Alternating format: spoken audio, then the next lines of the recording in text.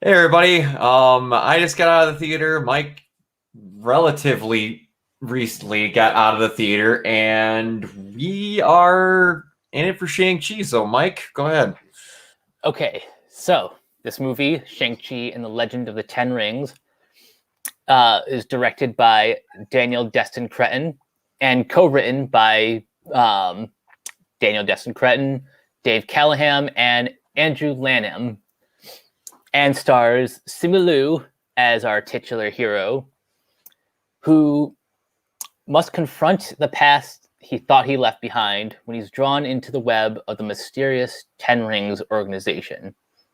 So you mentioned on your Facebook page earlier that you walked into this with little to no knowledge, and I kind of said the same thing in my review that not since the first Guardians of the Galaxy that I've basically walked into this movie blind.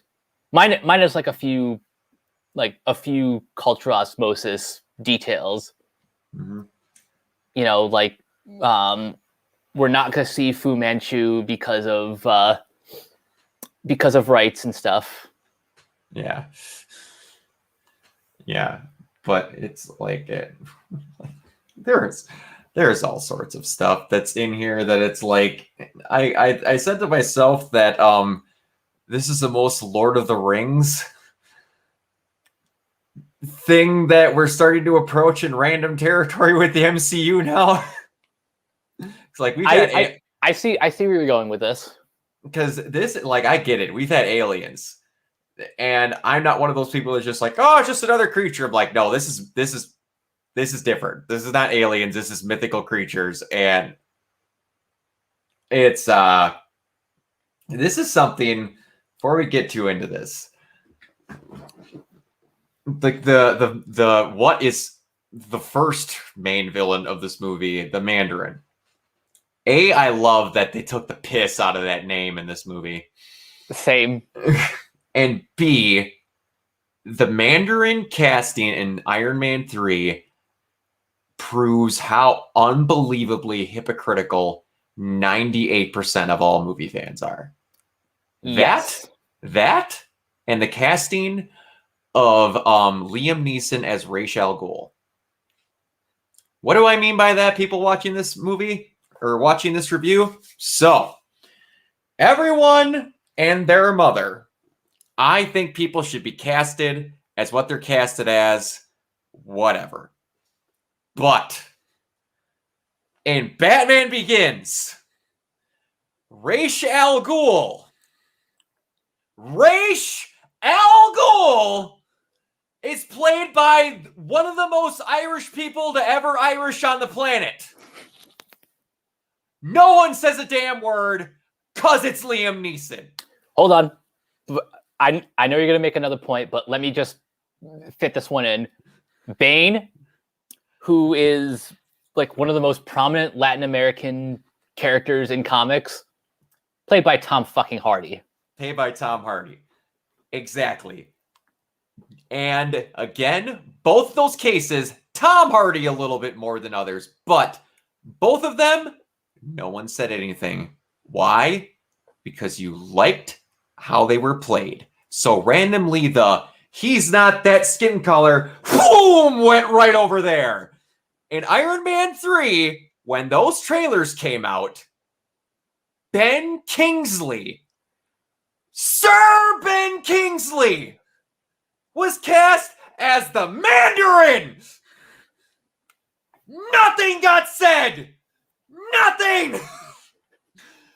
And no one bitched about it until he wasn't the Mandarin. And then suddenly it was a problem.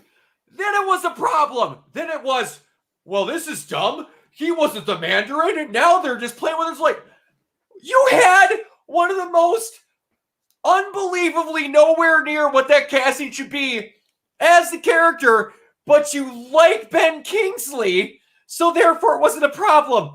But then when he wasn't the Mandarin anymore, then all the bitching starts? People, stop being stupid.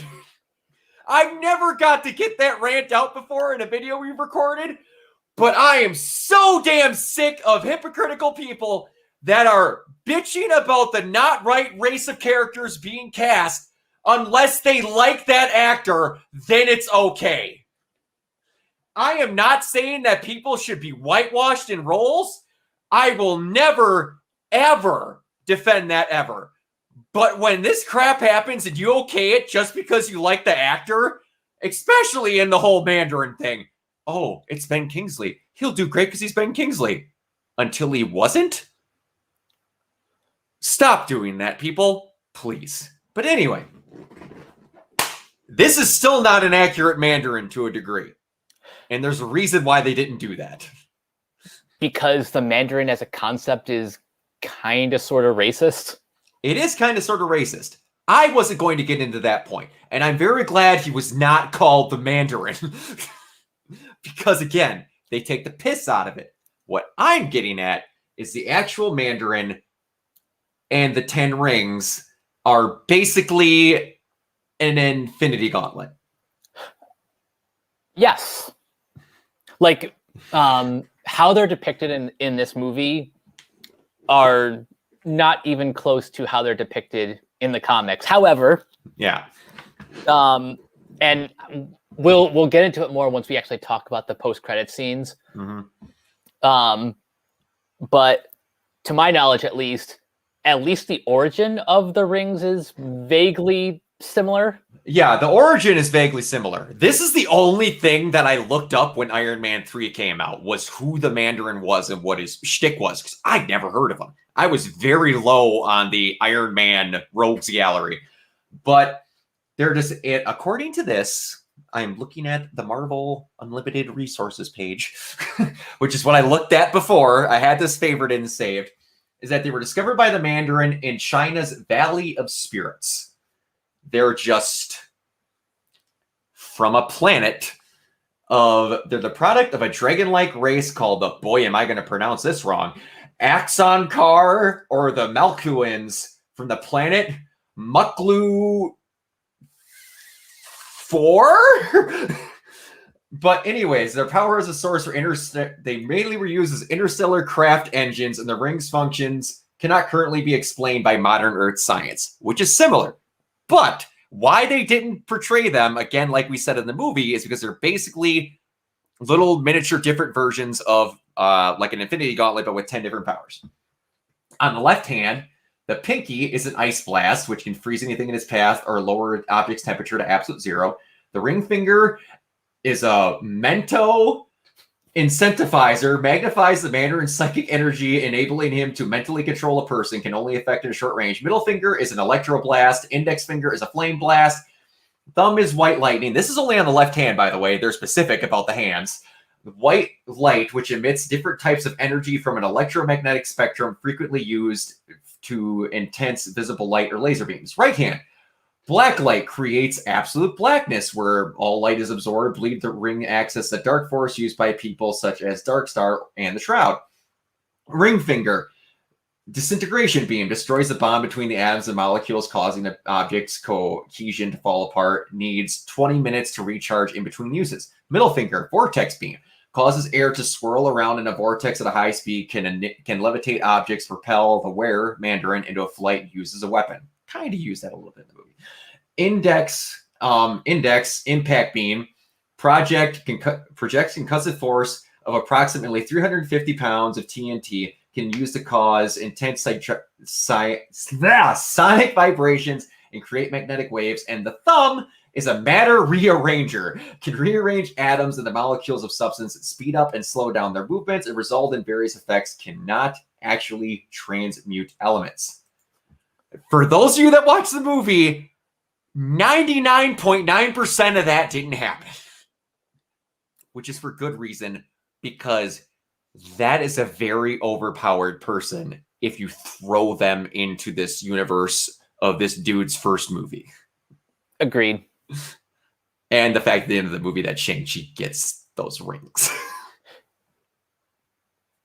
I know that's a really shot on early spoiler, but you see the thing at the bottom, we're going to talk about it.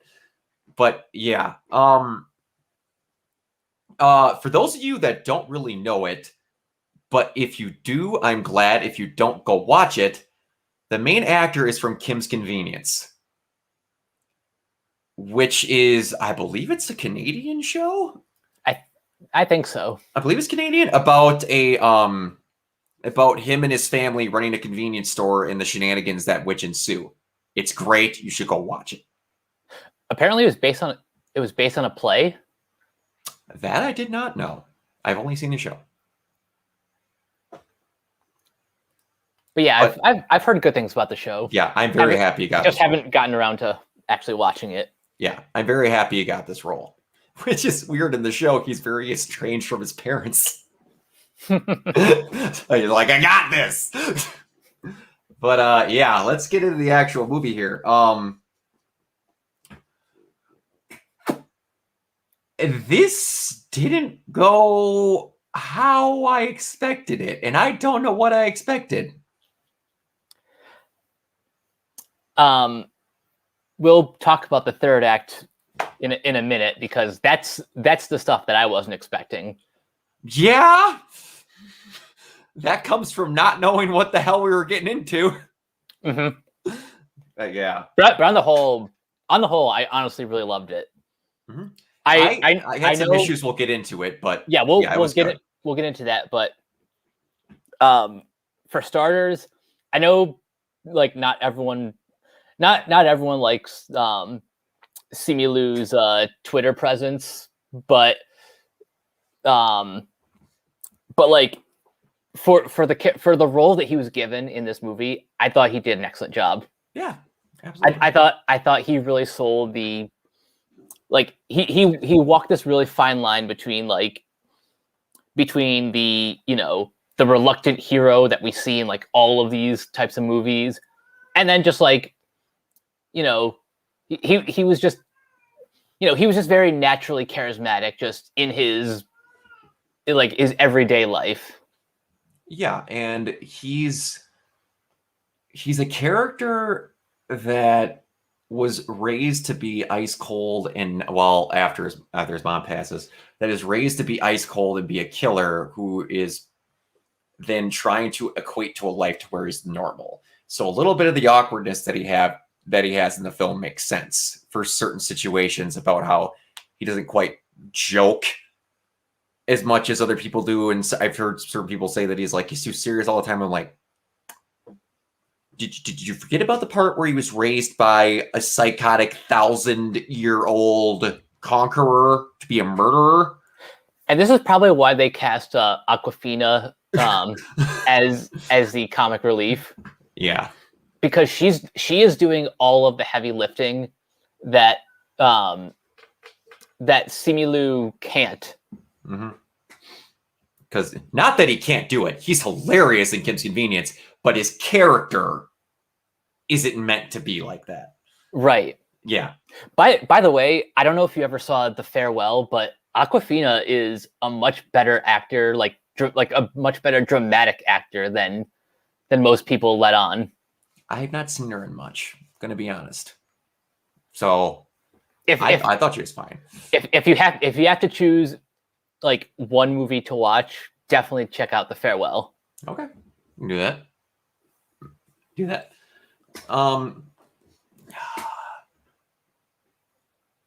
trying to think about how to talk about this, because it's like I didn't expect like the whole last third of this movie to happen, but we're gonna get there later. It's just so weird that like almost nothing happens until they get there, and then everything happens. Yeah, and it's like Abomination is in this movie in maybe the strangest MCU cameo we've ever had. I don't disagree.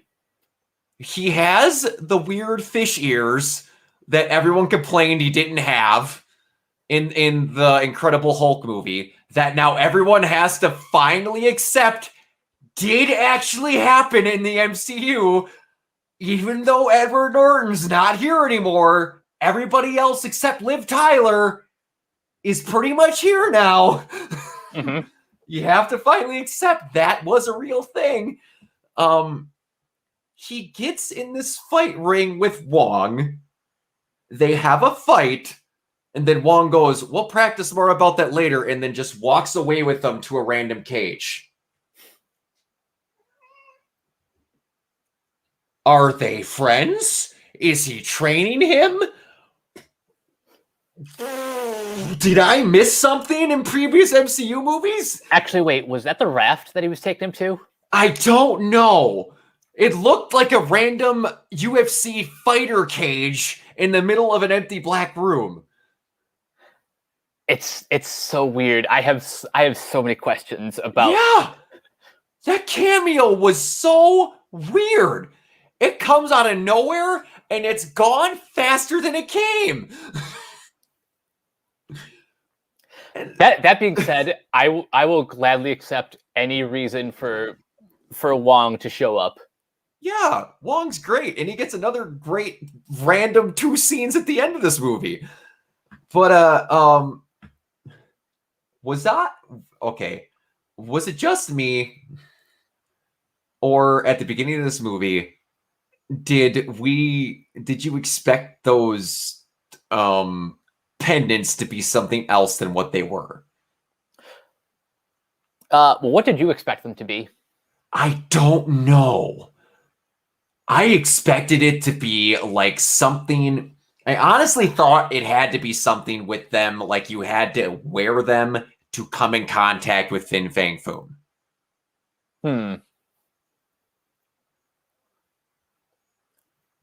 I honestly thought that's what they were.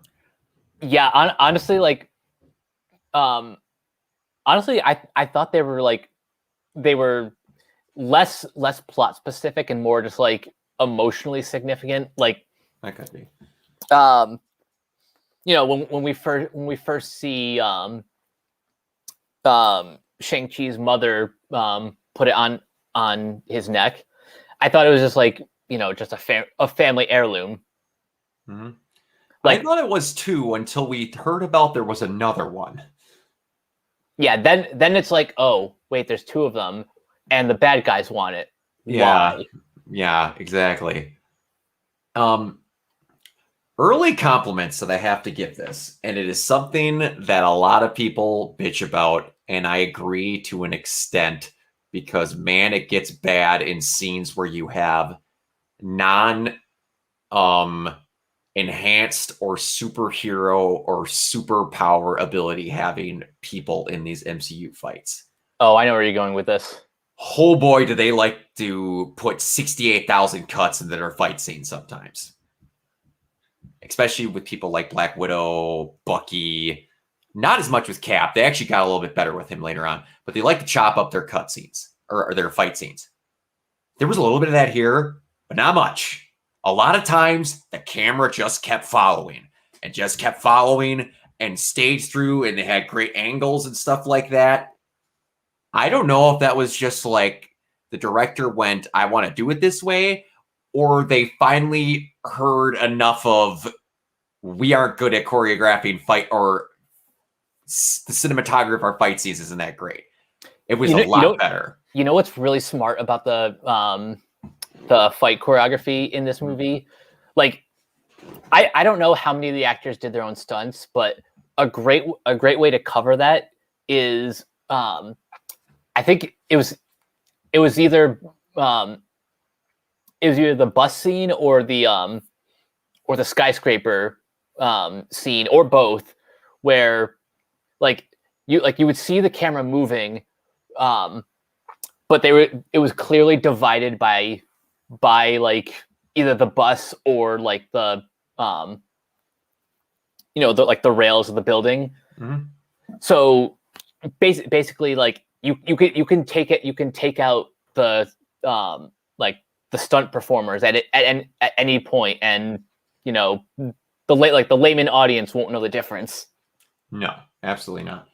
And there is points where it's like also that they can go behind the head and like do other things like that, man. Also, like, again, the cool shots they had, when they were, it turned into like a video game level when it was the train and you were going through it. It was like a side-scrolling beat 'em up, and I thought that was a really cool way that they did that. Do more of this. I'm Yes. happy that you have someone like Shang-Chi. I am also, I want to say I've been ruined on that word, or I've been pronouncing it wrong my whole life because of Mortal Kombat. Because Shang Tsung is pronounced Shang Tsung. And I've always heard Shanghai, and now here it's Shang. I don't know how to pronounce it anymore. They also kind of make fun of that with Shang's American name. You was Sean, yeah. He's on the run from his father, but he changes his name to Sean. Yeah, that was the one where I was like, I was like, okay, they're gonna make a joke about that later, and if they don't, I'm gonna be really disappointed. And they did, and then I'm like, you have to make him know how stupid that was. Like, there's a lot of moments in this movie, like we mentioned with the Mandarin, with that, where they were very much going to mention how stupid certain things were, and when you're okay with mentioning it in the movie, you get away with a lot more. Mm-hmm. Because you're self-aware, and being self-aware can help a lot in situations like that. And that's another thing Aquafina helped with quite a bit, the Katie character, where she was like the okay, what person that we got to follow. She was kind of like Shang-Chi's Darcy. Yeah, in a way. she's our audience surrogate. Exactly, and I'm very appreciative of that.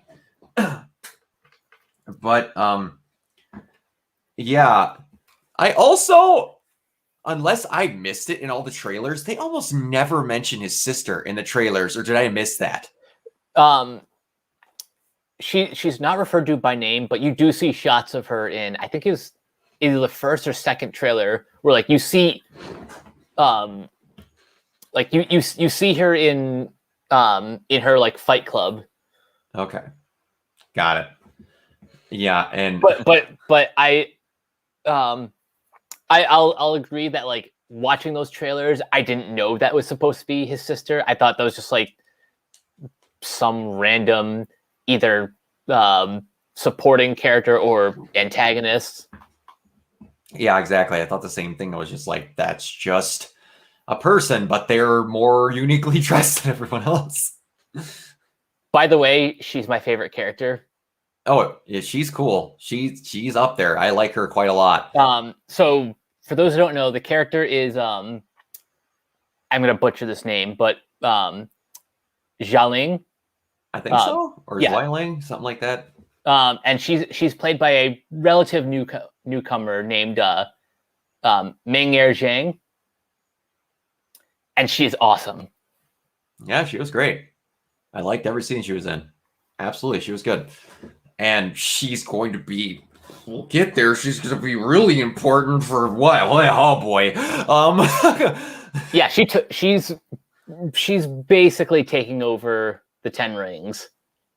And that kind of excites me. We're now getting returns credits for evil organizations?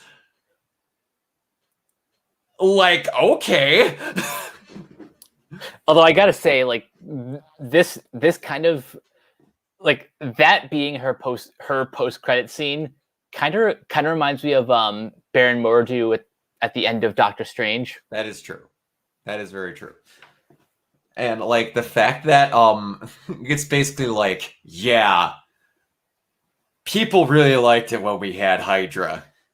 We really can't have Hydra anymore. What do we got? 10 rings? All right, bring them on in. And in all fairness, this version of the 10 rings is 1,000 times more interesting than the iteration that we got introduced to in Iron Man. Yeah, it was kind of, it's like that was a random offshoot that just was kind of hanging out in that end of, where does Iron Man go again? Somewhere in the Middle East. I'm just trying to remember. I can't remember the exact location Iron Man goes to. Oh boy. But anyway, yeah, this is definitely more, and especially her version that you get to see developing at the end there. That it's more actual like martial arts focused. I think that'll be really cool because that can be it's going to be a big thing in his movies, but it'll also be a perpetual pain in the ass in everyone else's movies, like it was with Cap with Hydra. And yeah, she'll be great for the head of that. The guy, what's the name of the guy who played the Mandarin? Tony Leung. Tony Leung. I can't remember his name. They only say it like once. Wenwu. Wenwu, thank you. But yeah, he was great. I wasn't expecting again that he was a puppet for the villain to a degree. And we only get to see for 10 minutes. Kind of. Again, I can't say how this was not at all the movie I was expecting, and I don't know what movie I was expecting. Like, they show Fin Fang Foom for like 10 seconds in one of the trailers. That was great. Because if they would have shown, and they don't even let you know that Ten Lao, no, what is it? The name's escaping me. The land they're in. Macau? No, the land they go to. Oh, hold on. Ten Lao? No. Kalo. And Kalo. They didn't show any of that. Like outside of the little ring where Shang enters to get in the fight, or I should say training with his aunt, you see a little bit of like the wind bending type of stuff she's doing. They don't show any of that. Thankfully. That was kept secret. That was a very good thing to do. They're getting better with that in these trailers. By the way, circling back to your rant. Go ahead. Slattery's in this. He is. That was why I kind of brought it up. Holy balls! I heard he was in this movie. Wow, does he have a bigger role than I thought he was ever going to? I thought he was going to be a 2-second joke. I was like, all right, that's him in the prison. That's all they're going to do. They're going to make the ha-ha, funny. They liked me. Oh, here I go. And then, no. Him and Maurice are just hanging out. I was just like, how mystical of this crap are we going to get? Because I thought Fin Fang Foom was going to be like a, kind of like a vision that he sees that gives him the spirit to fight on. It's whatever. And he wasn't going to be real. But oh boy, is that whole can of worms opened. And we're in the third movie in Phase 4? Second. Yeah. We've only seen Far From Home was technically the last movie of Phase 3, right? Yeah. Okay, so we're in the second movie. That's even more astonishing to what I was bringing up. Like, we got to see Black Widow, which is basically introducing Valentina and Yelena. Yep. That's all we got. And then we get this. And like a whole shitstorm of random stuff's coming. And we're barely into the multiverse horse shit that's going on. And then we're going to get No Way Home. Which is just like, But okay. By the way, am I the only one who thought like in the No Way Home trailer, Wong leaves the Sanctorum basically to join the Fight Club? That's what I'm wondering. That's why, again, this is making less and less sense to me. Where it fits in. Because if that is not where he went, where did he go? Why is he with Abomination? Because, like, you gotta be thinking Valentina's making the Thunderbolts. Or some version of the Thunderbolts. And, like, if Abomination's not going to end up there, what in the balls is Wong doing with him? We haven't even gotten to the stuff in the mystical land of everything that happened there. The most confusing thing that happened in this movie is that cameo. I'm not kidding. I could connect the dots for the most part on everything else, but that thing still has me so confused because they just walk away from it. Wong is in this movie later, and he's just kind of like, yep, that's kind of gone. Like, no. Let's circle back to, for whatever reason, you're having training fight sessions in... That's the one question that is never going to be answered unless they bring it up again. Like, dude, they have to bring that up later. I hope it comes up in either like She-Hulk or whatever future Avengers thing. Because also, yeah, let's go to the mid-credit scene for a second, because people have been asking me, like, where does this take place in the MCU? I assumed like in the I assumed it took place, if not post Endgame, then at the very least post Snap, like right after Infinity War, because in the post credit scene she has long hair. Like Captain Marvel has long hair, and Bruce Banner is still Bruce, like pure Bruce. But I would basically confirm that this happens after Endgame. Oh, because Bruce's arm is fucked up. Oh, okay. Yeah, that's a good point. So, again, and this could be just them giving her long hair back, this should be a decent amount of time after Endgame, because she had a little bit longer hair than I do currently. And then it is beyond shoulder length in that post-credit scene. So I don't know. I'm sure there will be like a million articles like Shang-Chi mid-credits explained.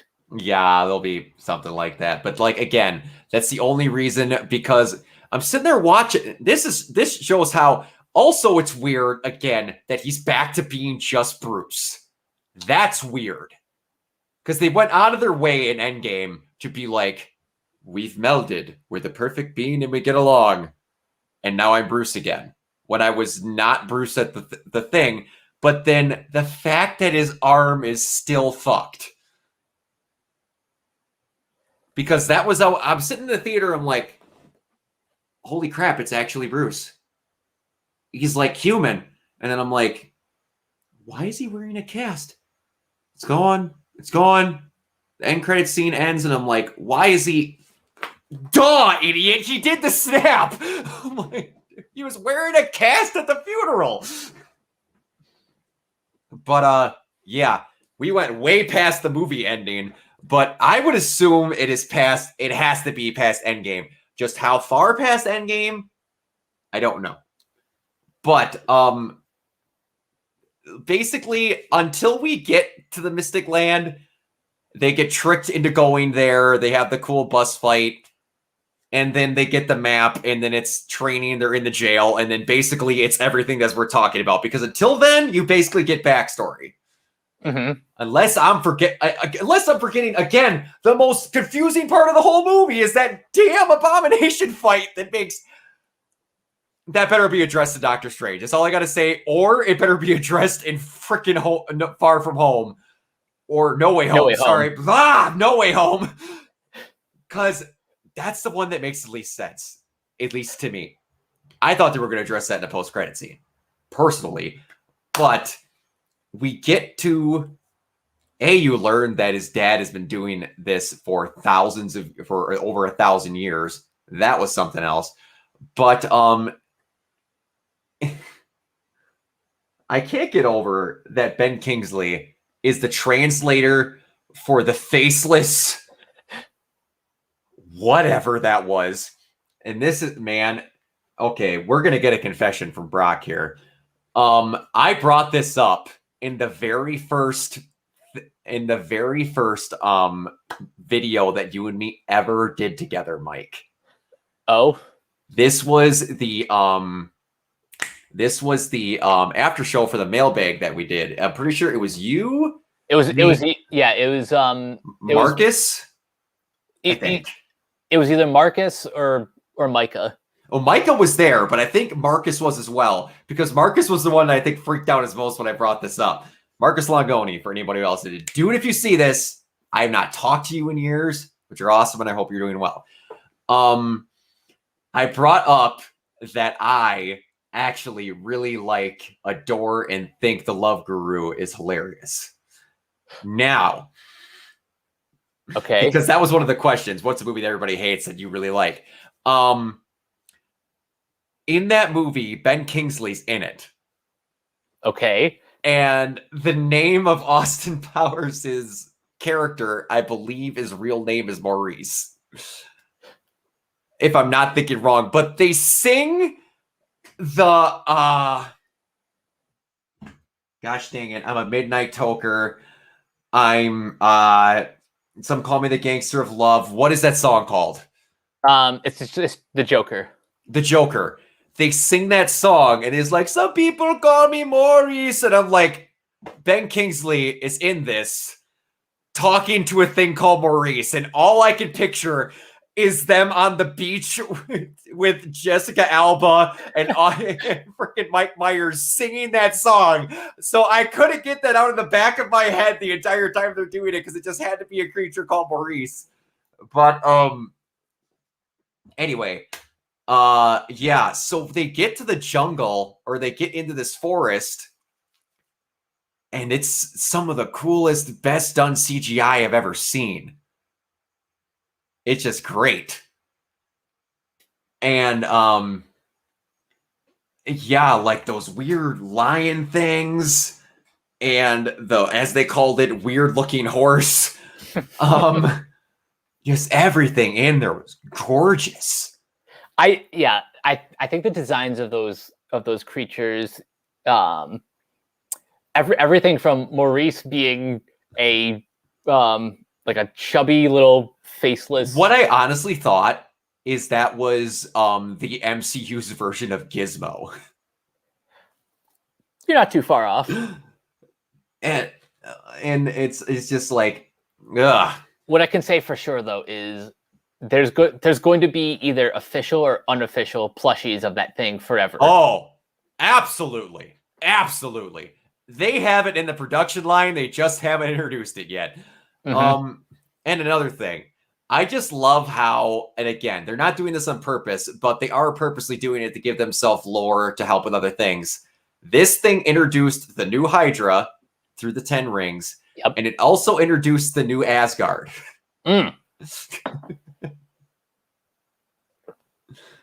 The mystic land that one person knows about and can bring all the secrets on, or they could go hide to, that someone's going to try to get to later. They even had basically the frost giants, which is basically whatever. I'm not trying to say they basically just copied the formula, but they now have their new mystic cool area that they can bring all this cool lore about and bring in, which is great because they always have a new, they're like, they don't have Asgard anymore. They can't. No, they can. They have tons of these lands like this that they could bring in. They're just now pulling up the cool things that nobody knows about because they're established and they know that they can mess with this stuff now. This is what I love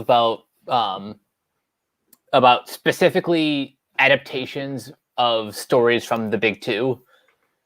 Mm-hmm. We've had these characters for 60, 70, 80 plus years, and all these artists and writers have come up with like thousands of different worlds, different mm-hmm. planets, different secret organizations. So like when the old guard retires certain characters or certain locations, like you're never going to run out of ideas, basically. Nope. It's like they were bringing some of that stuff up already. Like, I was shocked when in their first saga, the Guardians were there. Like, I wasn't expecting anything. Like, I'd heard of Doctor Strange, I'd heard of Black Panther, I'd heard of everyone, and then the Guardians, and then I went right on the old idiot box, as my one of my good friends, Doug Thomas, likes to call it, and just researched everything. Like, I knew about Drax, kind of, and a few minor things, but I didn't know a lot. But when I learned the cast, I looked them all up and what they were going to be, so I knew that. But this time I purposely didn't do it. We're starting off in the unknown, and it's only going to get more in that direction, which is fun and exciting because Kevin Feige said something of, don't think about there being an Avengers film for a while. I like that for a couple of reasons. One, it gives audiences plenty of time to get to know the new characters introduced. Yep. And two, Endgame was such a big, like, massive event that we need some time. Like, hell, we can even wait until 2023 to even, like, start talking about another Avengers movie.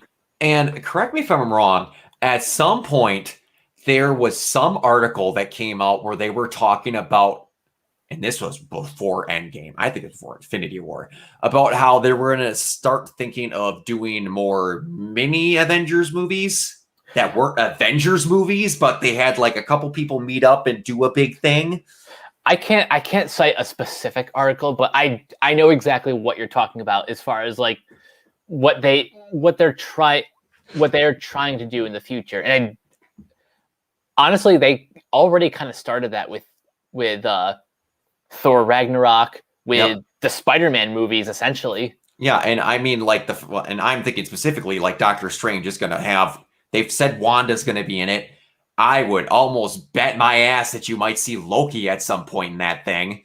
Probably. So, you might freaking see Shang-Chi in there now. I don't know. But, yeah, anyway, that's getting a whole can of worms. And I don't even know what they're going to do.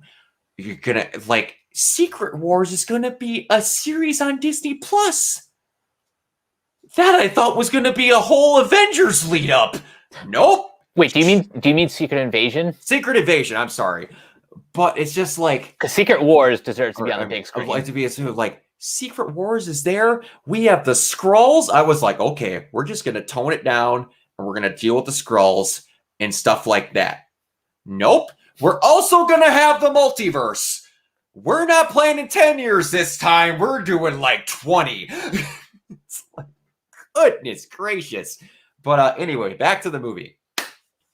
You get to see the cool murals and stuff like that. One thing that you and me talked about during the longest thing I'll ever do in my life, that Snyder Cut podcast, talked about how typically DC likes to do their lore like mosaics in big things like god sculptures. Yep. Like you would see in these Greek mythology type things like Hercules and stuff like that. Even though Hercules is a Marvel character, but like stuff like that you would see, and they would do it more like in an MCU. It's more of a wink, wink, nudge, nudge type of thing. They had a little bit of DC type of going on here with that mural wall, and I like that. Mm-hmm. I like that too. Even another scene I like is when Wenwu has the two pendants, and reveals that that big water sequence that shows how to get to the forest. Yep. That was just another example of like a great use of CGI. Yep, absolutely. And like their CGI is beautiful in this movie on all counts. Fin Fang Foom was gorgeous. Holy crap, was he gorgeous. Like, I could not get over how well-defined he was. And they had him in light and they had him in dark. It was great. Now, I will give them a little crap. It did get magically pretty pitch black outside and we had to have the big fight. It's whatever. Not many people have the balls to be Kong versus Godzilla to be like, big CGI fight. Oh, the sun's coming out. Yep, we did our work here. You're going to see how good this looks. But, yeah, that whole ending fight, I will admit, this is the end of the movie is where the best of the movie is, and the end of the movie is also kind of where I have all of my problems with the movie. We'll get to that in a second, but yeah, first, we'll get there. First, I kind of want to back up to a pretty underrated aspect of the film, and I don't know how familiar you are with the director, Destin Daniel Cretton. Not at all. Okay, so I've seen all of his movies, or at least, at least all of his like feature films. So one thing he's like really well known for is, dramas. Mm-hmm. So one part that I really loved was in the beginning we get to see Wenwu falling in love with let me bring up the mother's name. Yingli. Yep. Played by Fala Chen. And she was wonderful. Oh yeah, she was great. Not a huge role, because obviously all of her stuff's in flashbacks, but like as that sort of presence, she was perfectly cast for that character, mm-hmm. and perfectly believable as someone who, a near immortal like Wenwu would fall in love with. Mm-hmm. But like seeing the antagonist in a more human light, like that was just really well done. And Tony Leone he's just incredible, man. Yeah, he was good. He was good in everything. I thought everybody was incredibly well acted in everything that they did. The movie was cast perfectly, in my opinion. And it was directed well too. And well, that's always have to throw the weirdos in there too, like Razor Fist, and I can't think of the name of the character, the specialist trainee. It's like Ghost or something. It's not Ghost, but it's something like that. Are you talking about the one who was training Aquafina? No. The one with the white mask that trained Shang and his sister a little. Oh, okay. I can't think of what the character's name is. IMDb. And under 10 Rings, it's Razor Fist. Is it Death Dealer? I think it was Death Dealer. Could have been. I think it's Death Dealer. But anyway, yeah. Yep, it is Death Dealer. Yeah. I expected him to have a little bit of a bigger role, because I honestly again thought that Wenwu, I'm sorry, Wenwu. I thought he was going to be the final guy, so I thought that Death Dealer was going to be the person that he has to go through before he gets to him, and then Wenwu was going to be the end, and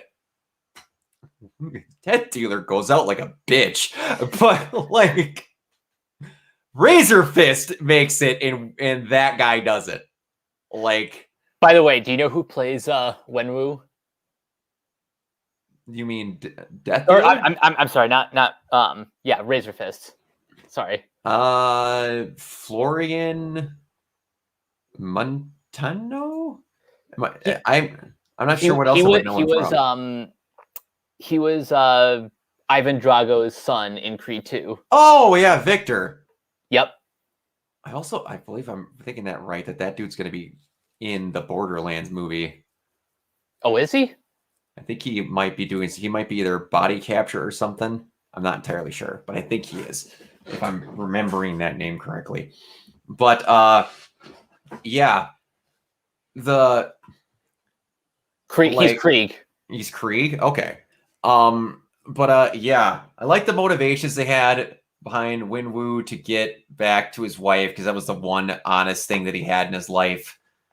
And that was a little bit different than other MCU people. Was like the actual like spirit tempting him and stuff like that. Because they didn't do. That's like another like one thing I'm really happy they did with Thanos is they didn't have him just having the mad boner for Lady Death, and that's why he did everything. Like, I get it. That's cool that he wants to impress the Lady Death, but there's sometimes when they do it that it doesn't make sense, and this made a little bit more sense to the MCU to do it this way. But yeah, his motivations were good, and like he's been around for thousands of years. Like nothing messes with him, so he knows what he knows and all that. So he was just possessed with it, and I like that he just gave up at the end when he found out that, oh, so I did fuck up. Whoops. And he's just like, nope, get the hell away from my son. I screwed up. He's got to do better because I'm an idiot. The reason why I like that is because, you know, it shows that he is like he is very much a softie when it comes to the love of his life, and B, even though he's been around for like thousands of years, it shows how powerful this like dark force is. Yeah, that's even going to screw with him. And I liked how they asked if he was wearing the rings, and they're like, what? And you're like, yeah, they wouldn't give a shit about him if he didn't have the rings. They're tempting anyone that can come close. And I'm just like, huh. Like, so they are far reaching, but they just know he has the rings, so that they're coming after him. I'm like, that's a cool detail. I'm kind of curious, like, other than the fact that the rings are, you know, super powerful, like, is there anything special about them to these like demons or whatever? I don't think there's anything special to them in specific. I think they just knew that those things were powerful and they would have the horsepower to crack that wall open. To them, honestly, that makes sense. Yeah. Obviously, it means something to someone else. We forgot to mention that freaking end credit scene that they were supposedly sending a pulse to somewhere, but then they were like, tune in next time because we're going to forget that we were about to say where it was sending it to. But yeah. And you got that Godzilla villain that came out of that freaking gate. That Cthulhu monstrosity. It's like, wow, okay, this is a different movie than I was expecting this to be. I'm okay with it because, like I said, we're going mystical, like Crouching Tiger, Hidden Dragon meets Lord of the Rings level with this, and I'm okay with that in my Marvel movies. You know what? I think it's the logical next step after Aliens. You gotta do magic. Yeah, it is. It's the big what does Sam say? It's the big three: androids. No. What was it? It was like it's androids and wizards. I can't remember what the middle one is. Aliens? Aliens, androids, and wizards. Because he's like, we don't have wizards. He's like, Doctor Strange. Doctor Strange is a sorcerer. A sorcerer is a wizard that doesn't have a hat. Bucky's just sick of his shit at that point. But yeah, it's now you add the fourth one, mystical.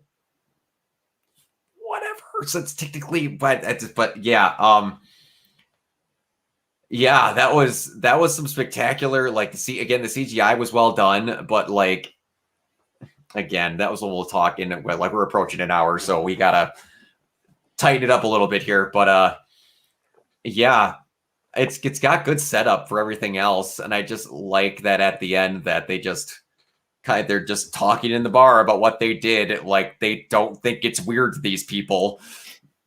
like you're going to believe them, and then they're just like, yeah, you don't have to be whatever, and then just like I now know it by the sound that it's that portal opening.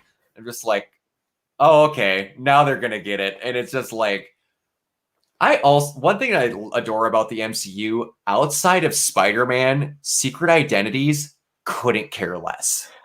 Same. Just could not care. They never have and never will. I think the only reason why they have to have Spider-Man keep his secret identity is because that's just always been a part of his character. The balance between his real life and his superhero life. Yeah. Also, he's still a kid. He is still a kid, and I just love. Again, I had my rant earlier. I'm just gonna have a small thing. I never want to hear Mephisto's name ever again. First, he was the villain in WandaVision. Then he was the guy that's in that castle in Loki. And now everyone's like, Doctor Strange is Mephisto. I know it. Doctor Strange wouldn't screw up that spell. That just wouldn't happen. It's him because he's got the Eye of Agamotto again. That's really weird. I'll give you that one. But my theory, Thanos never destroyed the real Eye of Agamotto. Okay, like they just like it had the time stone in it, but it had other things that made it do what it was doing. That's the theory that's kind of running. Okay. Because like in my head, I'm like, if you guys just try and act like the first Thanos never happened, I'm going to be very irritated because it's just like, well, you just brought the stones back, so that means there wasn't a thing where he put. But I hope it's what you're saying. He just got a different Eye of Agamotto. But yeah, it's I'm just hoping that in that we do not have to do the one more day thing. I know, but there are ways to extract the meat of that story without the fat. Yeah, like without the fat. Yes, but anyway, we liked Shang-Chi and the Legend of the Ten Rings for the most part, right? Oh, absolutely. I would say this is like top 1/3 of the Marvel Cinematic Universe. One of these days I'll do like a full rewatch, but there's just too many. Yeah. Now, I did like this movie. I'm not as high as it as other people. And one thing that brings it down for me is and I fully believe, because this is the first time they've ever done anything like this. Boy, was there no clear version of what the hell actually happened in that end fight scene. Once they get on the dragon, okay, he tries to steal the soul. I'm like, I'm with you. We're good. The arrow happens. I was going to be really irritated if that killed that fucking dragon with that arrow. It doesn't. It distracts it. It's fine. But then we get he randomly throws 2 rings, and then he hui-hi sonics to the rings, and then he just shoots in the air, sends the rings down, does 4 or 5 poses, and then poof, it explodes. I was like, we're gonna get into territory where rings can just solve problem when they need to, because he just put it on top of the dragon, did a circle incantation, did 4 or 5 wind moves, then they were inside of the dragon, did 4 or 5 wind moves, and then dragon of magical entity imploded from the inside, rings came back, days saved, and we flew away. All right, now here's a question. You brought up earlier the powers of the 10 rings in the comics. I think one of the reasons why it was a good thing that the rings, for better or for worse, were given just generic abilities was because if these were more comic accurate, like the end fight scene wouldn't last nearly as long. No, it wouldn't. And I agree with you there. And I'm happy because, again, that he has these things that they're more toned down. Like they're basically, what I want to say, telepathic, bring it backable. Like they're interchangeable melee weapons with a little bit of pulse blast in them. That's perfectly fine. That is leveled down enough to where that's all good. It's kind of like a Green Lantern ring, but without the constructs. Yeah. It's just, again, the biggest problem, and again, it's because I don't think they knew how to handle it because it's the first time doing it. The mystical dragon, the way the dragon fight ended is my only problem because I still, to a degree, don't know exactly how that dragon died outside of the fact that somehow the rings got inside him and then he went poof. I'm missing a detail. I think the arrow. I know. Like I too would have been a little bit annoyed if the arrow was the key to defeating this monster. But I do think that weapon, like that dragon armor or whatever, it was strong enough to penetrate the skin. So it did damage. And I think that was like that was a crucial starting point to get the rings where they need to be. At least that's how I interpreted that scene. Okay, and that could be me just not noticing because when I looked, it didn't seem like there was an actual wound. But that could be something that I just didn't see. So that's perfectly fine. I could have just not noticed it. It just, the way it was executed, I felt could have been a little bit better.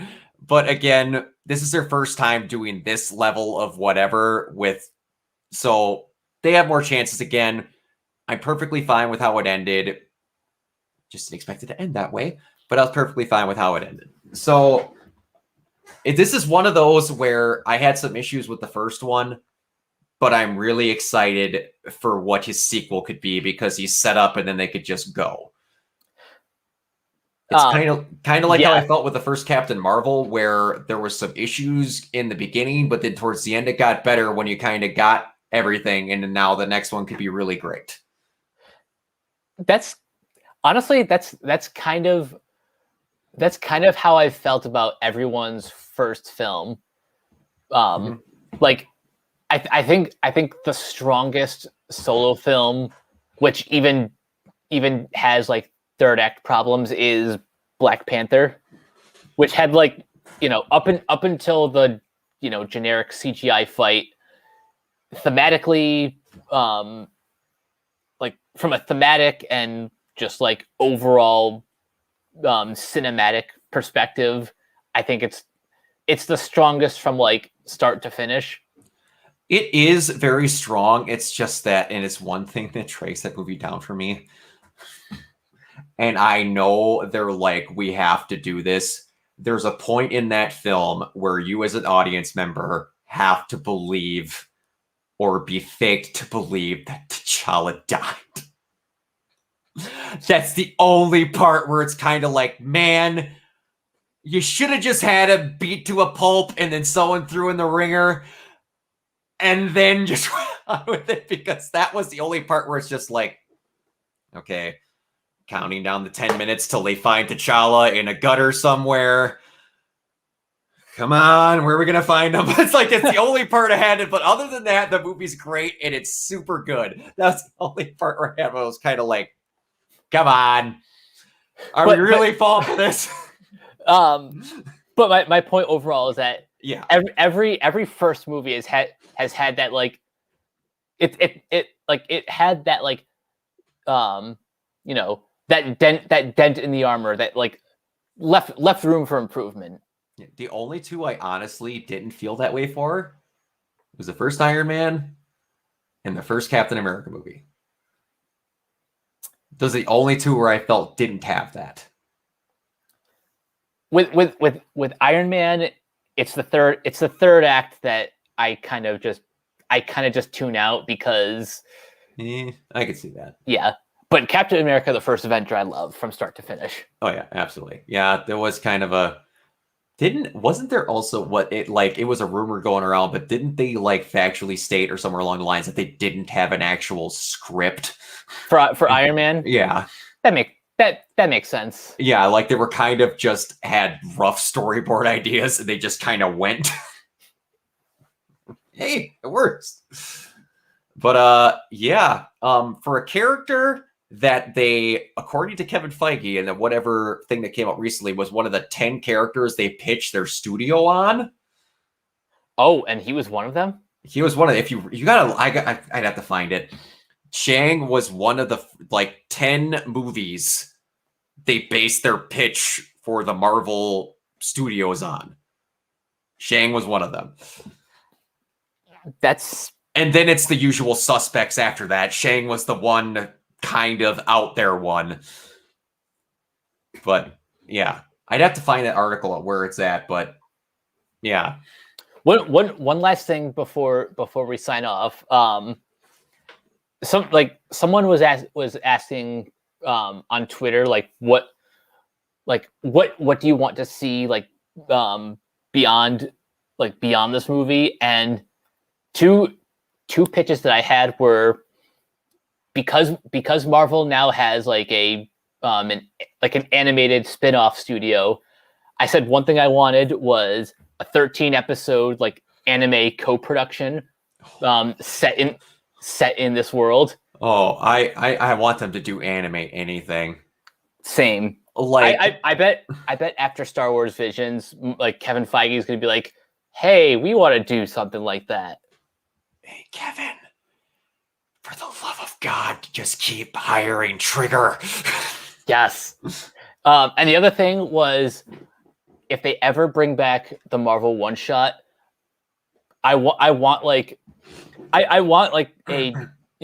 10-minute silent short film, kind of like the first 10 minutes of Up, where it's just focusing on Wenwu and the mother. That'd be kind of cool. Trying to find her name. Yingli. Yeah, that would be cool. I'd be up for them doing and they don't even have to be canon. Just do a Marvel anime something, because I want something nuts like Batman Ninja, but in Marvel.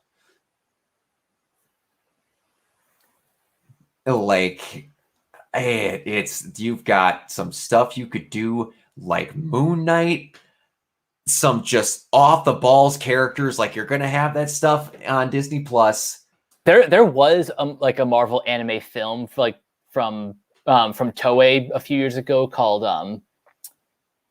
well, actually no, it wasn't a film. It was a 51 episode anime called Marvel Disc Wars. I kind of hope they do something similar, not to that extent, but something more like Star Wars Visions, where it's just a couple short subjects, but really get creative and go experimental. Oh yeah, definitely. And you've got the money, and now you've got Disney Plus lined up to where I did the math the other weekend. They did their hold on here.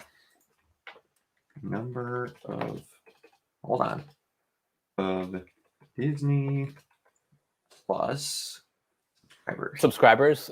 I think last I checked, it was 116 million. It's 116 million. Now, everybody here, while we're watching, 116 million multiplied by times, we'll do if they have the whole shebang with Hulu, 12. Every weekend, they make every month they make $1.4 billion. Good Lord. And to think, they're still behind Netflix. Yeah. They have room to do whatever they want. Mm-hmm. They can still make these movies with these insane budgets and make jack with the side of squat for the freaking movie retail. It's crazy. It's insane. It's absolutely nuts. They could do whatever they want, and they know it. Yep. Oh, what a world. What a world.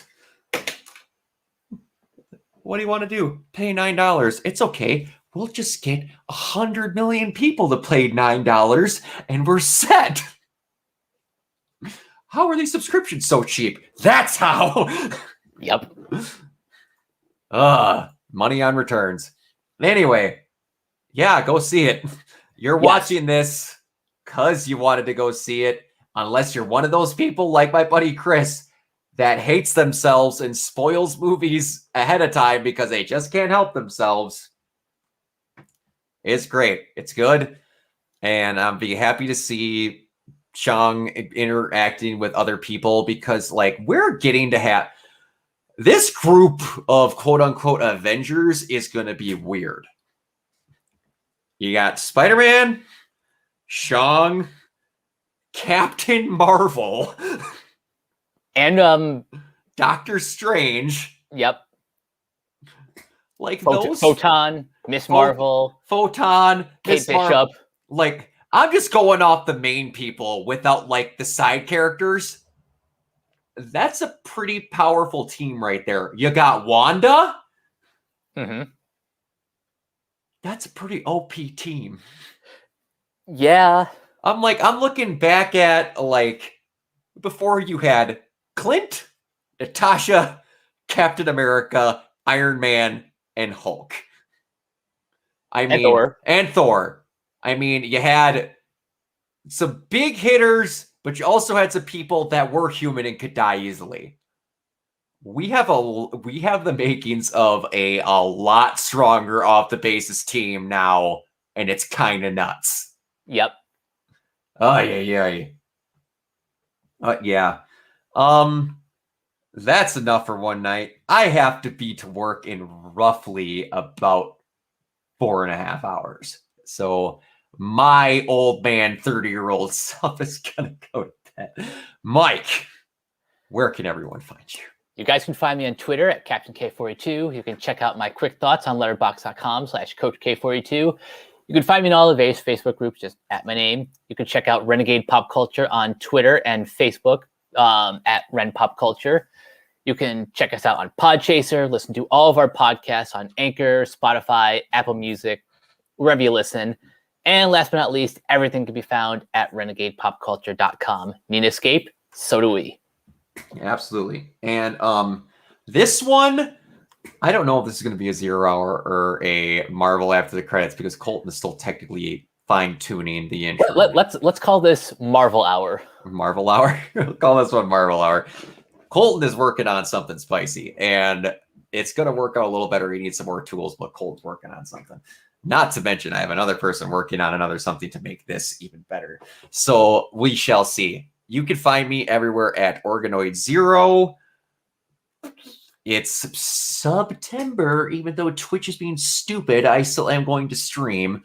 So we'll see. Then I'm streaming Donkey Kong 64 and Mass Effect currently. So if you want to check that out, at Organoid Zero. We will see you all next time. Peace.